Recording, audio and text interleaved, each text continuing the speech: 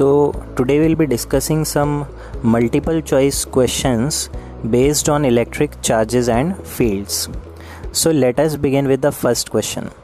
Two identical metal spheres A and B are supported on insulating stands and placed in contact. What kind of charges will A and B develop when a negatively charged ebonite rod is brought near A? So as per the question आप देख सकते हो इस diagram में हमारे पास दो spheres है A and B जो दोनों एक दूसरे के साथ कांटेक्ट में है और स्फीयर ए के पास हमने एक नेगेटिवली चार्ज एबोनाइट रॉड रखा है। तो यहाँ इंडक्शन प्रोसेस के वजह से सारे के सारे जो फ्री इलेक्ट्रॉन्स है ए वाले वो बी के तरफ एक्यूमुलेट होने लग जाएंगे due to force of repulsion. Okay, so all the electrons from A will repel due to the ebonite rod and will shift towards the sphere B. बदले में हमारा स्फीयर ए क्या हो जाएगा, पॉजिटिवली चार्ज्ड हो जाएगा। सो इस तरह से आप देख सकते हो इस इंडक्शन इफेक्ट के वजह से हमारा ए स्फीयर जो है वो पॉजिटिवली चार्ज हो चुका है और बी स्फीयर जो है वो नेगेटिवली चार्ज हो चुका है। So option A becomes your correct option. The next question is two charges Q and -3Q are placed fixed on x-axis separated by a distance d. Where should a third charge 2q be placed such that it will not experience any force? सो बच्चों यहाँ पर आप देख सकते हो diagram में हमारे पास दो चार्जेस है Q and -3Q। हमें एक थर्ड चार्ज जिसकी वैल्यू है 2Q उसे रखना है ताकि वो कोई फोर्स एक्सपीरियंस ना कर सके। सो आप देख सकते हो हम इस डायग्राम को कुछ इस तरह से रीड्रॉ कर सकते हैं। सो Q और -3Q के अलॉन्ग साइड हमने ये दोनों सिस्टम ऑफ अपोजिट चार्जेस के बाहर हमारे थर्ड चार्ज 2Q को रखा है at a point P। So assume करते हैं कि ये जो हमारा थर्ड चार्ज 2Q है वो हमारे Q चार्ज से L की दूरी पर है and let us see that this 2Q does not experience any kind of force. So एक चीज़ याद रखना बच्चों, जब हमारे पास सिस्टम ऑफ अनलाइक चार्ज होता है जैसे कि ये हमारा Q वाला चार्ज है और ये हमारा -3Q वाला चार्ज है, तो सिस्टम ऑफ अनलाइक चार्ज के बीच में कहीं भी आपको नेट फोर्स ज़ीरो नहीं मिलेगा because in between the charge हमारा लेटर से हम एक पॉइंट लेते हैं तो इस पॉइंट P पर पॉजिटिव चार्ज की electric field towards right hand side जाएगी और इस पॉइंट P के लिए नेगेटिव चार्ज की electric field into the negative charge जाएगी। सो पॉजिटिव और नेगेटिव चार्ज दोनों की इलेक्ट्रिक फील्ड P पॉइंट पर सेम डायरेक्शन में है, तो ये इलेक्ट्रिक फील्ड कभी कैंसिल नहीं हो सकती दोनों चार्जेस की। So in between the two unlike charge net electric field zero आपको किसी भी सिचुएशन में नहीं मिलने वाला है। सो अगर इलेक्ट्रिक फील्ड ज़ीरो नहीं मिलेगी तो फोर्स भी यहाँ पर आपको ज़ीरो नहीं मिलेगा। लेकिन अगर आप point P in system of unlike charges से बाहर लोगे तो पॉइंट P के लिए पॉजिटिव चार्ज की इलेक्ट्रिक फील्ड लेफ़्ट साइड की तरफ जाएगी और नेगेटिव चार्ज की इलेक्ट्रिक फील्ड राइट साइड की तरफ जाएगी। सो ये दोनों इलेक्ट्रिक फील्ड यहाँ पर आउटसाइड द सिस्टम अपोजिट है। So outside the system point P पर इलेक्ट्रिक फील्ड के कैंसिल होने के चांसेस बहुत ज़्यादा हो जाते हैं because the electric field due to the positive charge and negative charge दोनों अपोजिट डायरेक्शन में है एट पॉइंट P। सो अगर electric field outside the system cancel होगा तो फोर्स भी यहाँ पर क्या हो सकता है, ज़ीरो हमें मिल सकता है। सो इस वजह से हमने हमारे सिस्टम ऑफ अनलाइक चार्ज से बाहर एक पॉइंट P लिया है जहाँ पर हम 2Q वाले चार्ज को रख रहे हैं और एक्सपेक्ट कर रहे हैं कि यहाँ पर हमारा नेट फोर्स क्या हो सकता है, ज़ीरो हो सकता है। So we have kept charge 2Q at a distance L from Q। So assume करते हैं कि इस 2Q पर हमारा चार्ज Q जो फोर्स लगाएगा और -3Q जो फोर्स लगाएगा दोनों के दोनों का नेट इफ़ेक्ट क्या है, ज़ीरो है। सो अगर दोनों के फोर्सेस 2Q पर लगने वाले ज़ीरो है मतलब दोनों फोर्सेस इक्वल होने चाहिए और अपोजिट होने चाहिए। तो हमने force between 2Q and Q को यहाँ पर मेंशन किया है। So force between 2Q and 2Q has been written here as Q1 × Q2 upon 4πε0 L²। In the same way force between 2Q and -3Q को भी हमने यहाँ पर स्पेसिफाई किया है as 2Q × -3Q upon 4πε0 L + d²। सो इसे simplify करोगे तो आपको L plus D whole square मिलेगा equal to 3L square. Bracket open करोगे तो सिंप्लीफाई करके मिलेगा 2L square minus 2LD minus D square is equal to 0। अब इस क्वाड्रेटिक इक्वेशन के आप रूट्स निकाल सकते हो। So L becomes equal to D/2 plus minus √3D/2, but distance कभी नेगेटिव नहीं होता, so we will consider only the plus sign. So हमारा L मिल रहा है D plus √3D whole divided by 2. So in this way option B becomes your correct option. Then we go for the next question. If a charge small q is placed at the center of the line joining two equal charges capital Q such that the system is in equilibrium, then the value of small q is. So as per the question आप देख सकते हो इस diagram में हमारे पास दो charges है capital Q and capital Q placed eight points A and B, और इन दोनों के बीच में हमने स्मॉल q रखा है। And as per the question ये स्मॉल q इक्विलिब्रियम में है, मतलब the total force acting on small q is 0। So as per the question ये पूरा का पूरा सिस्टम इक्विलिब्रियम में है। सो पूरा का पूरा सिस्टम इक्विलिब्रियम में है, मतलब हम कह सकते हैं कि ये चार्ज भी रेस्ट पर है, ये चार्ज भी रेस्ट पर है, और ये वाला चार्ज भी रेस्ट पर है। हम किसी भी एक चार्ज के ऊपर रेस्ट की कंडीशन अप्लाई करेंगे। Let us say we talk about the total force acting on the charge capital Q placed at point A।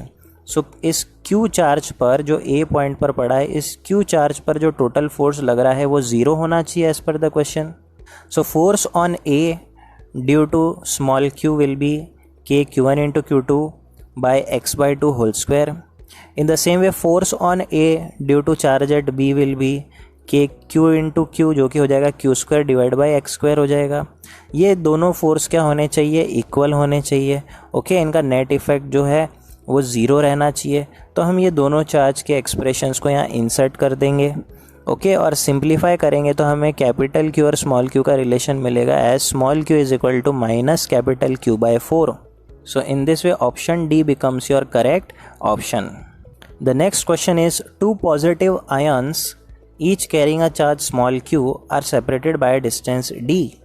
If F is the force of repulsion between the ions, the number of electrons missing from each ion will be.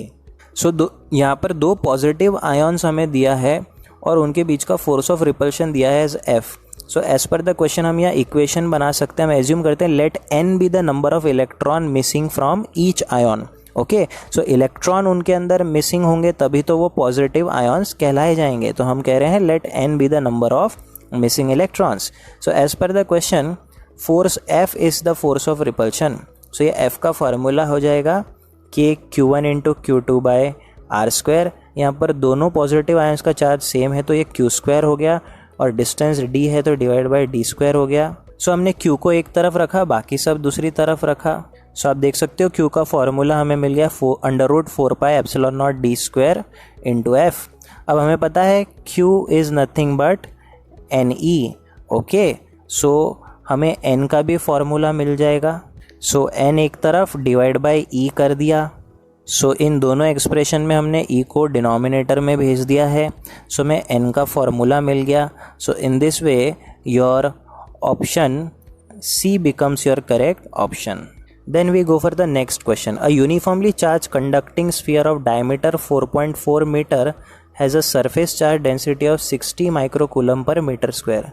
The charge on sphere is, तो हमें यहाँ पर sigma दे रखा है और हमें sphere का charge निकालने को बोला जा रहा है। आपको पता है सरफेस चार्ज डेंसिटी सिग्मा होता है Q बाय A। सो हम इसी फॉर्मूला का यहाँ यूज़ करेंगे। So we know surface charge density is given by Q by A, where A is the surface area of sphere, which is 4 pi r square. So in this way आपको charge मिलेगा as sigma into area। अब ये values आप यहाँ पर insert कर देंगे। Okay, diameter 4.4 metre दिया है तो रेडियस हो जाएगा 2.2 मीटर। सो इस तरह से आपको चार्ज की वैल्यू मिल रही है as 3.7 into 10 to the power minus 3 coulomb. So your option D becomes your correct option. So the next question is, a rod of length 2.4 meter and radius 4.6 millimeter carries a negative charge of 4.2 into 10 to the power minus 7 coulomb, which is spread uniformly over its surface. The electric field near the midpoint of the rod at a point on its surface is. So हमें यहाँ पर rod का length दे रखा है और rod पर present total charge भी दे रखा है। सो इस तरह से हम क्या कर सकते हैं, charge per unit length calculate कर सकते हैं रॉड का। सो चार्ज को हमने लेंथ से डिवाइड किया तो हमें यहाँ पर लीनियर चार्ज डेंसिटी मिली as 1.7 into 10⁻⁻7 coulomb per metre with a negative sign, because यहाँ पर चार्ज नेगेटिव है। अब हमें इलेक्ट्रिक फील्ड निकालनी है। हमें पता है इलेक्ट्रिक फील्ड का फॉर्मूला होता है λ/2πε0 r। सो क्योंकि हमारा रॉड जो है करेक्ट उसका अपना रेडियस है, सो सेंटर से लेके सरफेस तक का जो डिस्टेंस होगा वो r होगा और हमें सरफेस के ऊपर ही इलेक्ट्रिक फील्ड को कैलकुलेट करना है।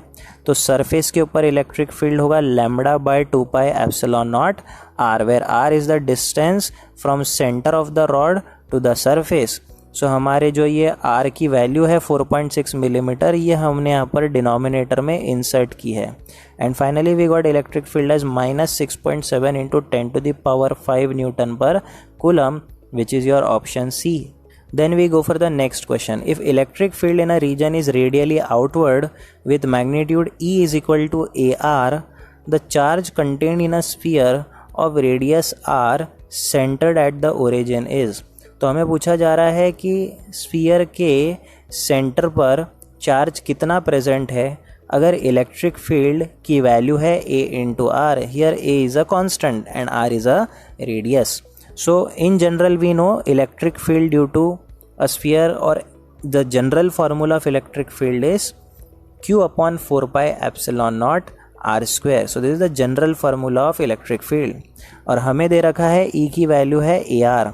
ओके, सो Q को आप एक तरफ रख दीजिए, बाकी सब दूसरी तरफ कर दीजिए, तो आपको Q का फॉर्मूला मिलेगा 4πε0 A into r3, which is your option B. The next question is the number of electric lines of force that radiate outwards from 1 coulomb of charge in vacuum is. अब बच्चों हमें पता है number of electric lines of force होता है electric flux, और electric flux का formula as per Gauss law है Q/ε0. So the number of electric lines of force यहाँ जो पूछा जा रहा है वो क्या है, electric flux, which is given by Q/ε0. Q है 1 कूलम और डिवाइड बाय ε0 है 8.85 इंटू 10⁻12. सो इस तरह से फाई की वैल्यू हमें मिल रही है 1.13 into 10⁻11, which is your option A. Then the next question is an electric dipole has the magnitude of its charge as small q and dipole moment as small p. It is placed in a uniform electric field E. If its dipole moment is along the direction of electric field, the force and potential energy are. So बच्चों as per the question हमारे पास यहाँ पर electric field है जिसका एक and होता है positive और दूसरा एंड होता है नेगेटिव। ये electric field uniform electric field है। इस इलेक्ट्रिक फील्ड में as per the question our dipole moment is along the direction of electric field. इसका मतलब क्या है, अब हमें पता है डाइपोल मोमेंट जो है वो नेगेटिव चार्ज से पॉजिटिव चार्ज की तरफ होता है and it is along the electric field. मतलब हमारे डाइपोल का dipole moment right hand side की तरफ होना चाहिए। इसका मतलब ये है कि हमारे डाइपोल का नेगेटिव चार्ज इधर होना चाहिए और पॉजिटिव चार्ज इधर होना चाहिए। Okay, so in this way your dipole moment is in the direction of electric field. अब हमें पूछा जा रहा है what is the force acting on the dipole. So हमारा नेगेटिव चार्ज इस तरफ अट्रैक्ट होगा और पॉजिटिव चार्ज इस तरफ अट्रैक्ट होगा। सो फोर्स जो नेगेटिव चार्ज एक्सपीरियंस करेगा वो कितना होगा, QE जितना होगा, और पॉजिटिव चार्ज जो एक्सपीरियंस करेगा फोर्स वो भी QE जितना होगा। ओके, सो दोनों फोर्स, अब Q कांस्टेंट है और E यूनिफॉर्म है, तो दोनों फोर्स इक्वल एंड अपोजिट है। So the total force acting on the dipole is 0। Okay, so the total force acting on the dipole over here is 0। अब अगर हम पोटेंशियल एनर्जी की बात करेंगे तो क्योंकि माइनस प्लस को फेस कर रहा है, डाइपोल का माइनस प्लस को फेस कर रहा है और डाइपोल का पॉजिटिव इलेक्ट्रिक फील्ड के माइनस को फेस कर रहा है। सो ऑलरेडी ये डाइपोल जो है एक स्टेबल कंडीशन में है। ओके, दोनों तरफ से किसी भी तरह का रिपल्शन डाइपोल को मिल नहीं रहा है, डाइपोल स्टेबल कंडीशन में है यहाँ पर। सो इसलिए डाइपोल की एनर्जी यहाँ पर मिनिमम है। सो इस तरह से ऑप्शन डी हमारा करेक्ट ऑप्शन बन जाता है। The next question is which of the following graphs shows the correct behavior of electric flux through the surface S when it is rotated by an angle 90 degree clockwise in a uniform electric field. सो बच्चों यहाँ पर हमारे dipole की हमें initial position दे रखी है 45 degree. अब हम हमारे इस सरफेस को क्लॉकवाइज रोटेट कर रहे हैं by an angle of 90 degree. So जैसे आप क्लॉकवाइज रोटेट करोगे तो इंटरमीडिएट पोजीशन हमारे इस सरफेस एरिया की वर्टिकल हो जाएगी, और जो ये सरफेस एरिया का जो एरिया वेक्टर इलेक्ट्रिक फील्ड के साथ जो एंगल बनाएगा वो कितना होगा 0 डिग्री। सो डायपोल का जो रोटेशन क्लॉकवाइज होगा वो शुरुआत तो 45 डिग्री से होगा, बट इन बिटवीन उसका एंगल 0 डिग्री हो जाएगा। फर्दर आप और 45 डिग्री से इसे रोटेट करोगे तभी जाकर इसका कंप्लीट रोटेशन कितना होगा 90 डिग्री का हो जाएगा। So our formula of flux is EA cos theta, और जो ये हमारा एंगल का जो ट्रैवर्सल हो रहा है वो है 45 degree to 0 and then 0 to 45 degree. इस तरह से ये 90 डिग्री कंप्लीट कर रहा है। सो cos 45 होगा इनिशियली 1/√2, देन जब 0 पर आएगा तो cos 0 होगा 1, और फिर 45 पर आएगा तो 1/√2। मतलब हमारा graph initially non zero value hold करेगा, फिर उसकी वैल्यू इंक्रीज़ होकर मैक्सिमम हो जाएगी, फिर घट के एक नॉन ज़ीरो वैल्यू होल्ड करेगा।